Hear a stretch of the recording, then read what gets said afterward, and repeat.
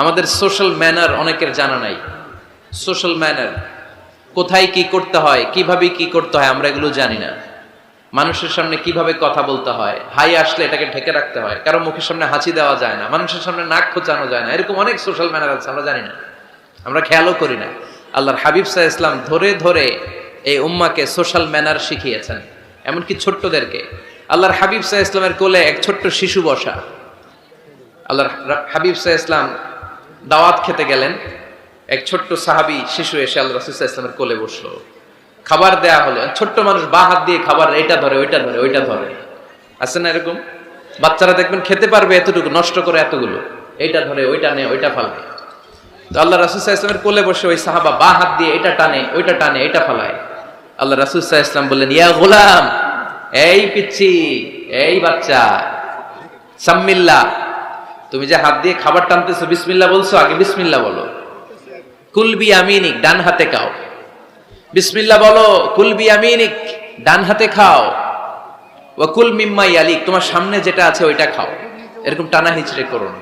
ওই সাহাবী বলেন, এই যে তিনটা কথা, তিনটা গাইডলাইন আল্লাহর হাবিব সাল্লাল্লাহু আলাইহি ওয়াসাল্লাম খাওয়ার আগে আমাকে দিয়েছিলেন, আমি মরার আগ পর্যন্ত এই গাইডলাইনের বাইরে কোনোদিন খাই নাই, সবসময় এভাবে। তো বাচ্চাদেরকে শিখাবেন যে বিসমিল্লাহ বলো, ডান হাতে খাও, সামনে যেটা আছে ওইটা খাও।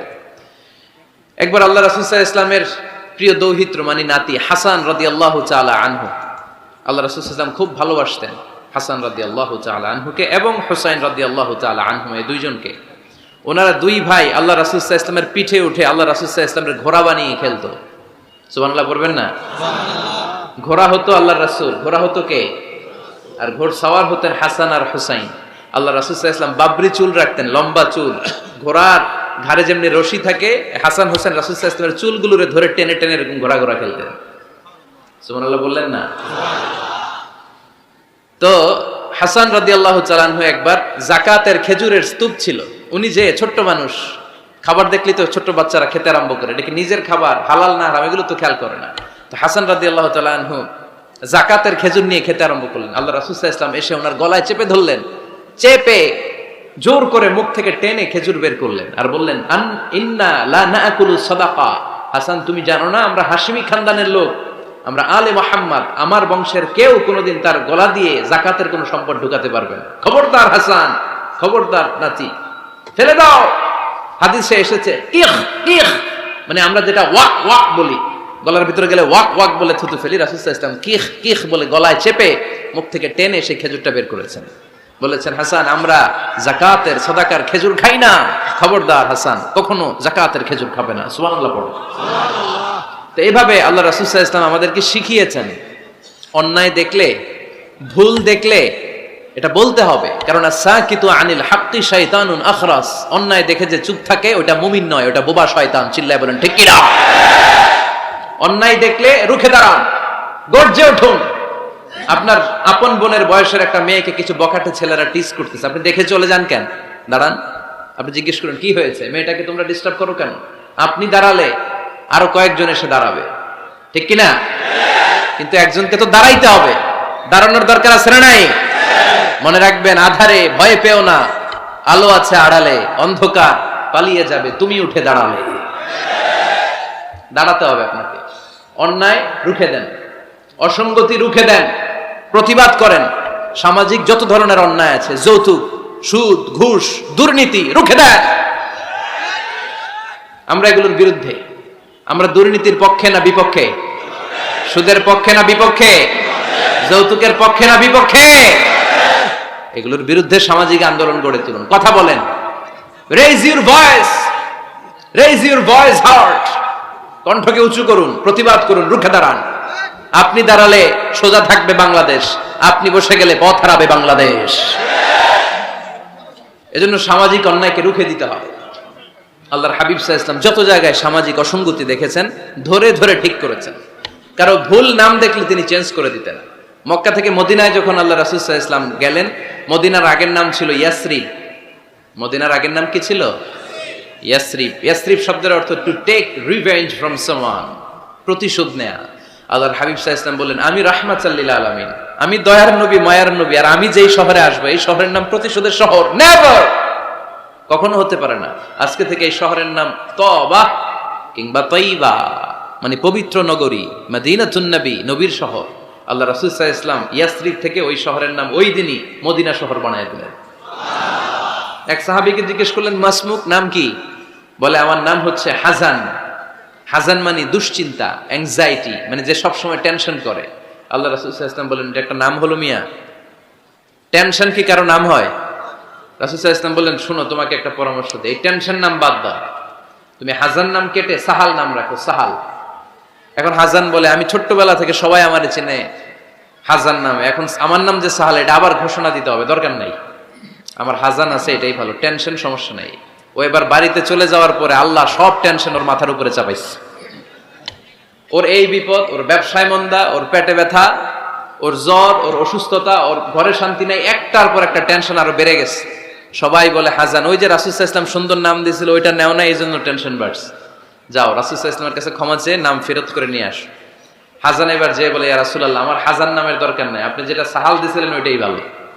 সাহাল শব্দের তো সহজ, সাহাল মানে কি? ওই সাহাল রাদিয়াল্লাহু তাআলা আনহু বলে, আমি রাসূল সাল্লাল্লাহু আলাইহি ওয়াসাল্লামের কাছে ক্ষমা চেয়ে ওনার দেয়া নাম নিয়ে আসলাম, সাহাল। তারপর থেকে সবাই আমাকে ডাকে সাহাল। সাহাল মানে সহজ।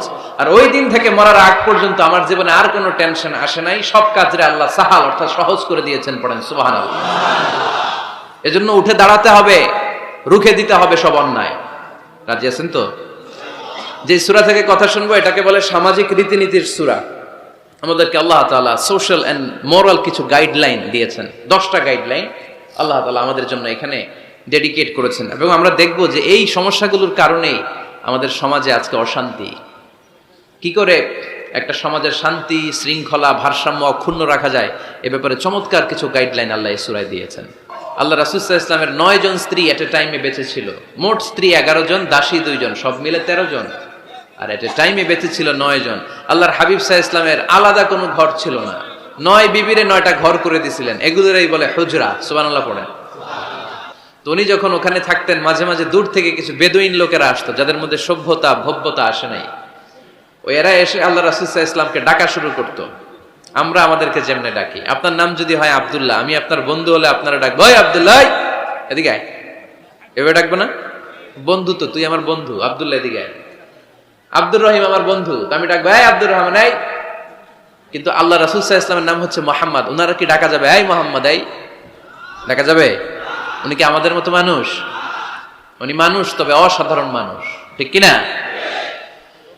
তো কিছু বেদুইন এসে দুপুরবেলা রাসূল সাল্লাল্লাহু আলাইহি ওয়াসাল্লাম বিশ্রাম নিচ্ছিলেন, তারা এসে বলতে আরম্ভ করলো, ইয়া মুহাম্মদ, ইয়া মুহাম্মদ, এই মুহাম্মদ এই, বের হও।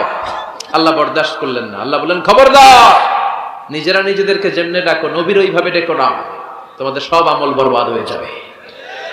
অপেক্ষা করো, অপেক্ষা করো, অ্যাপয়েন্টমেন্ট নাও, পারমিশন নাও, সালাম দাও। কার কথা? চিল্লায় বলতে হবে কার? রব্বুল আলামিন বলেন, ইয়া আইয়ুহাল্লাযীনা আমানু লা তাদখুলু বুয়ুতান গায়রা বুয়ুতিকুম হাত্তা তাস্তানিসু ওয়া তুসাল্লিমু আলা আহলিহা যালিকুম খায়রুল লাকুম লাআল্লাকুম তাযাক্কারুন। পড়েন আল্লাহু আকবার। আল্লাহ বললেন, ও বিশ্বাসীরা শোনো শোনো, তোমাদের ঘর ছাড়া অন্য কারো ঘরে যদি যাও, অপরিচিত কারো বাসায় যদি যাও, যাওয়ার আগে অনুমতি নাও আর সালাম দাও। দেখেন সমাজ পরিবর্তনের ওয়াজ।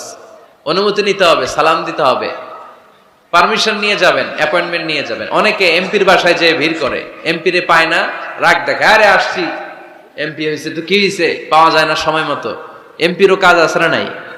উনি তো আপনাদের জন্যই কাজ করেন, যে মিটিং গুলো করে আপনাদের জন্য, এই নির্বাচনী এলাকার জন্য করে, এগুলো বুঝতে হবে। অনেক ব্যস্ত মানুষ। হুজুরের বাসায় যে, এই হুজুর নামে না এখনো, এতক্ষণ ধরে বসে আছি, 2 কাপ চা দিয়ে বসায় রাখছে আমাদেরকে, এরকম অভিযোগ আছে না নাই? কিন্তু হুজুরও মানুষ, হুজুরের ঘুমানো লাগে, হুজুরের গোসল করা লাগে, হুজুরের বিশ্রাম লাগে, হুজুরের ফ্যামিলি আছে, হুজুরও অসুস্থ হয়, হুজুর রোবট না, ঠিক কিনা? এগুলো একটু বোঝার চেষ্টা করবেন, একটু আমলে নেবেন। এজন্য সুন্নাহ হচ্ছে কারোর সাথে দেখা করার আগে অনুমতি নিয়ে যাওয়া। মোবাইল থাকলে, ভাই বিকেলে একটু আসতে চাই, উনি যদি বলে হ্যাঁ আসেন, যাবেন, তাহলে 1 নাম্বার সুন্নাহ অ্যাপয়েন্টমেন্ট নেওয়া। 2 নাম্বার সুন্নাহ যে সালাম দেওয়া, অনুমতি চাওয়া। কারো ঘরে হুট করে দরজায় ধাক্কা মেরে ঢুকা যাবে? আগে কি দিবেন? আওয়াজ করে বলেন, আগে কি দিবেন? সালাম। তারপর আপনার নাম বলবেন। কি বলবেন? আল্লাহর হাবিব সাল্লাল্লাহু আলাইহি ওয়াসাল্লাম ওনার ঘরে বসা, এক সাহাবী এসে দরজার মধ্যে কাড়া নাড়লেন। আল্লাহর হাবিব সাল্লাল্লাহু আলাইহি ওয়াসাল্লাম বললেন, মান দা, কে দরজায় কাড়া নাড়ে? সাহাবী বললেন, আনা, আমি। বিশ্বনবী বললেন, মান আনতা, তুমি কে? সাহাবী কয়, আনা আনা। আরে নবী, আমি। রাসূল সাল্লাল্লাহু আলাইহি ওয়াসাল্লাম, কিসের আনা আনা? নাম বলো মিয়া। আনা কান্নাহু কারিহাহা। রাসূল সাল্লাল্লাহু আলাইহি ওয়াসাল্লাম ওর কথাটাই রিপিট করলেন। রাসূল সাল্লাল্লাহু আলাইহি ওয়াসাল্লাম জিজ্ঞেস করলেন, কে? বলে, আমি। আরে তুমি কে? সাহাবী বলে, হুজুর আমি। আল্লাহ রাসূল বলে, আমি। এটা কোনো নাম হইলো? নাম বলো। আল্লাহ রাসূল সাল্লাল্লাহু আলাইহি ওয়াসাল্লাম রেগে গিয়ে দুইবার বললেন, আমি। তা আমি বললেন না, আবার নামটা বলবেন। আমি কোনো নাম হইলো? তো সাহাবী বললেন, আমি। রাসূল সাল্লাল্লাহু আলাইহি ওয়াসাল্লাম বললেন, না, আমি তোমার নাম না, তোমার নাম বলবে। তাহলে কারোর সাথে দেখা করতে গেলে প্রথম কাজ হচ্ছে অ্যাপয়েন্টমেন্ট নেওয়া, 2 নাম্বার অনুমতি চাওয়া, দরজায় নক করে সালাম দেওয়া, আর নাম বলা। রাজি আছেন? অনুমতি ছাড়া কারো ঘরে ঢুকবেন না। এটা কি আপনাদের মনে থাকবে? এক সাহাবী বললেন, ইয়া রাসূলুল্লাহ, ইয়া হাবিবাল্লাহ, আমার ঘরে কেউ নাই, শুধু আমি থাকি আর আমার আম্মা থাকে। আস্তাযিনু আলা উম্মি, আমার মায়ের ঘরে যেতেও কি আমার অনুমতি লাগবে নাকি? আল্লাহর হাবিব বললেন, তুহিব্বু আন তারাহা উরিয়ানা, তুমি কি চাও নাকি তোমার মাকে তুমি উলঙ্গ দেখবে? সাহাবী বললেন, না, কশিন কালেও আমার মারে আমি উলঙ্গ দেখতে চাই না। আল্লাহর হাবিব সাল্লাল্লাহু আলাইহি ওয়াসাল্লাম বললেন, ইদান ইস্তাযিন আলাইহা, তাহলে তোমার মার ঘরে ঢোকার আগেও অনুমতি নিয়ে ঢুকবা। মায়ের ঘরে ঢোকার আগে অনুমতি নিয়ে ঢুকবা। সাহাবী বলে, আনা খাদিমুহা, রাসূল সাল্লাল্লাহু আলাইহি ওয়াসাল্লাম, আমি ছাড়া ওনার কেউ নাই, আমি তো ওনার খেদমত করি, আমার মার ঘরে ঢোকার আগে অনুমতি নেওয়া লাগবে? আল্লাহ রাসূল সাল্লাল্লাহু আলাইহি ওয়াসাল্লাম বললেন, হ্যাঁ, তোমার মায়ের ঘরে ঢোকার আগে অনুমতি নেওয়া লাগবে। তাহলে মার ঘরে ঢোকার আগে যদি অনুমতি লাগে, বোনের ঘরে ঢোকার আগে তোর অনুমতির দরকার নেই? হ্যাঁ? ভাইয়ের ঘরে, ভাবির ঘরে ঢুকবেন? হ্যাঁ, অনুমতি নিয়ে ঢুকবেন না। খবরদার, কারো ঘরে ঢোকার আগে অনুমতি নিয়ে ঢুকবো আমরা। হুট করে আমরা অনেক সময় ঢুকে পড়ি। সে হয়তো বিশ্রাম নিচ্ছে, অল্প কাপড় পরে শোয়া, বা বিছানায় এমন ভাবে পড়ে আছে, ওই অবস্থায় সে কারোর সাথে দেখা করতে চাচ্ছে না। ওই অবস্থায় হুট করে ঢুকা যাবে? নক করেন, সালাম দেন, নাম বলেন, পারমিশন চান।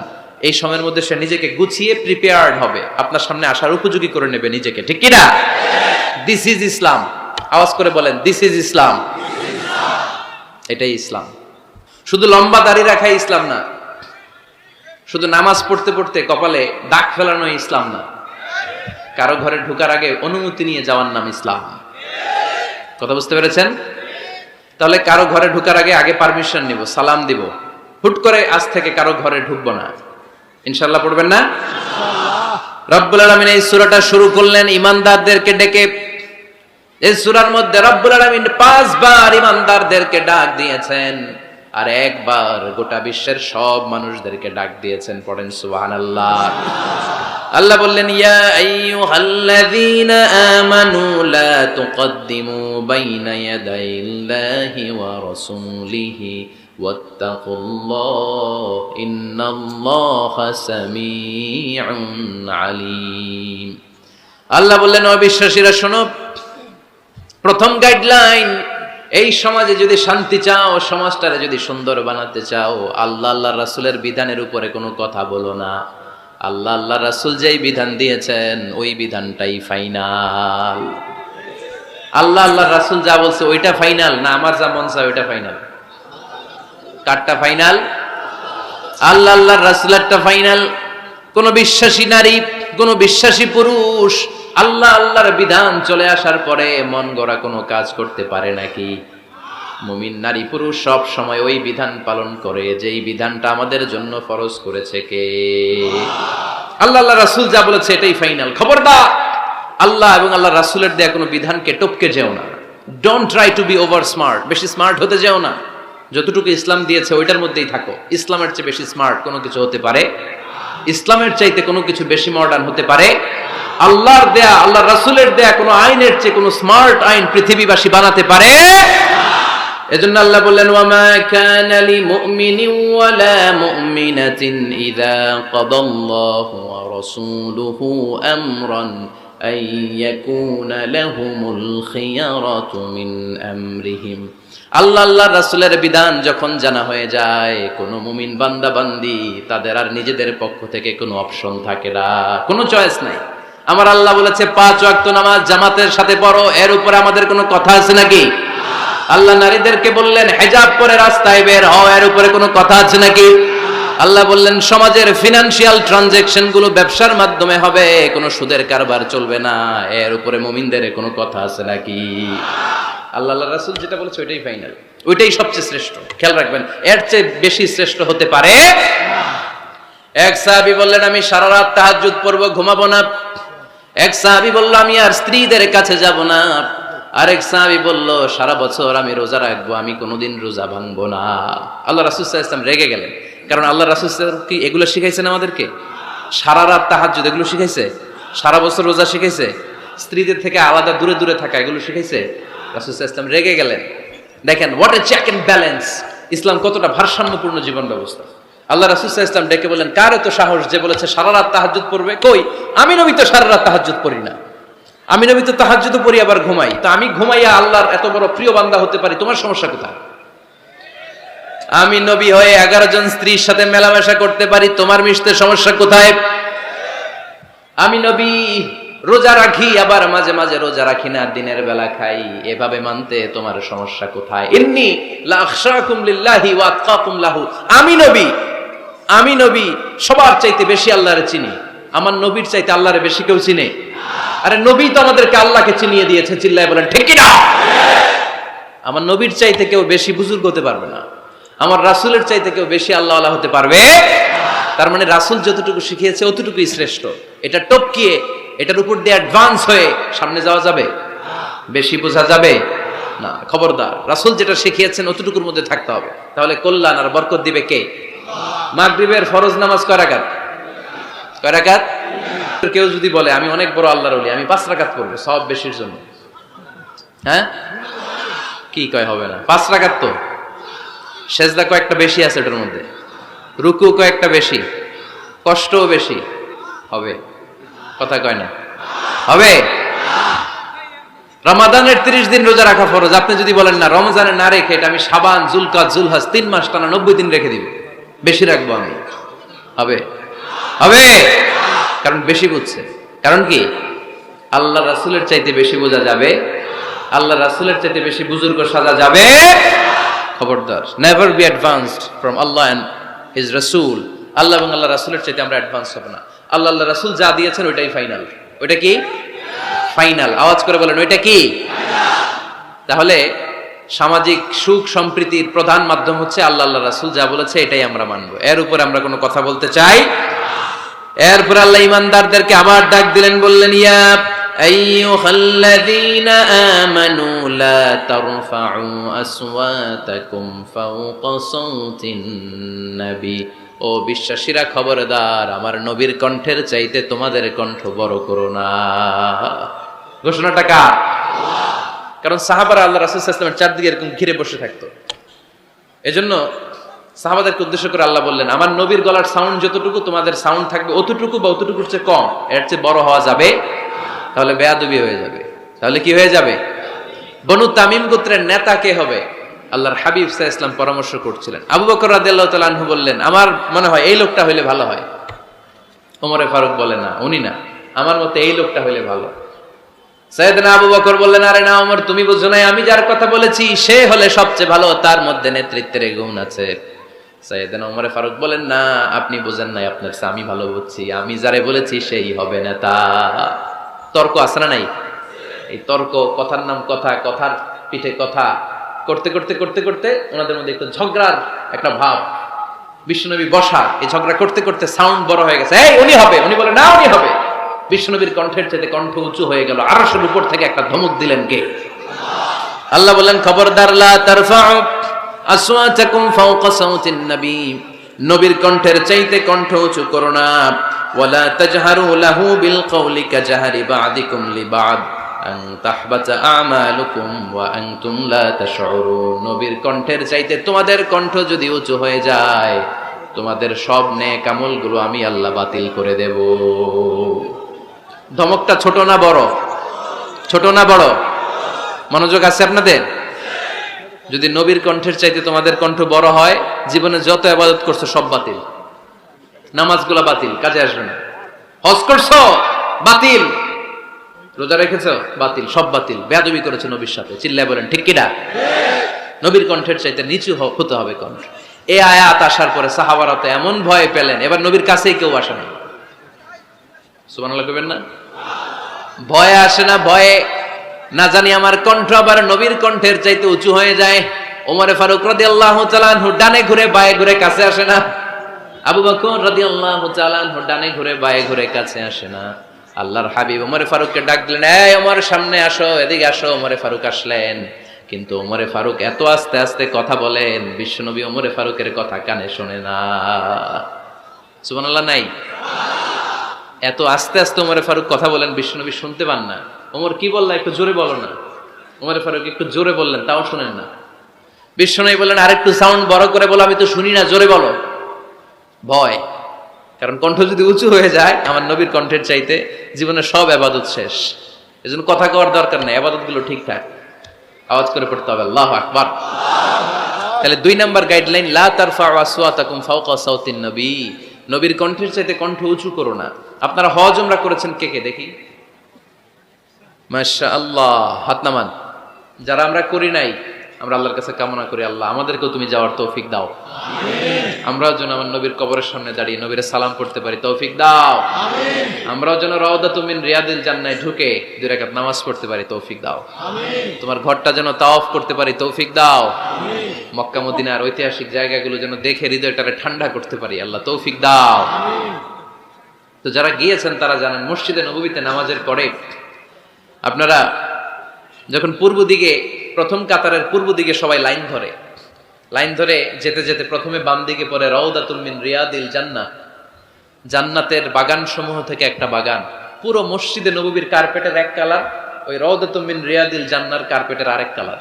আল্লাহ রাসূল সাল্লাল্লাহু আলাইহি ওয়াসাল্লামের ঘর আর মিম্বার এতটুকু জায়গাকে অন্য কালারের কার্পেট দেয়া হয়েছে।